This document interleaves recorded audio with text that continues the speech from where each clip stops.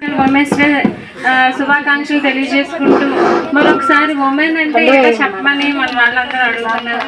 Women అంటే ఏంటో చెప్పాలి, మహిళ అంటే ఏంటన్న విషయం గురించి చెప్పాలంటే నేను ప్రత్యేకంగా చెప్పడానికి అయితే అసలు అతిశయోక్తి చెప్పే మాటలు అయితే ఏం లేవు. ఎందుకంటే ప్రతి మహిళ గురించి తెలియని వాళ్ళు అయితే ఎవరో లేరు. చిన్నపిల్లల దగ్గర నుంచి అంటే ఎవరు అడిగినా మహిళ అవసరం అనేది సామాన్యంగా మన కుటుంబంలో మహిళ లేకపోతే ఇంటర్నేషనల్ మహిళల గురించి అంటే ఫస్ట్ చెప్పడానికి ఇంకా మాటలు పరిమితం ఈ రోజుల నుంచి కూడా ఈ నాటికి మన మహిళలు అన్ని రంగాల్లో అంటే వీర వనితలుగా అన్ని రంగాల్లో మహిళలతో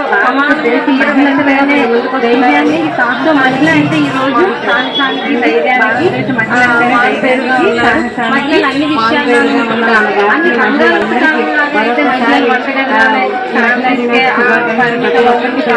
కుటుంబ సంబంధించిన పనులే కాకుండా ఫ్యామిలీ వర్క్స్ చూసుకుంటూ ఇంకా అన్ని మనలో ఉన్న సీనియర్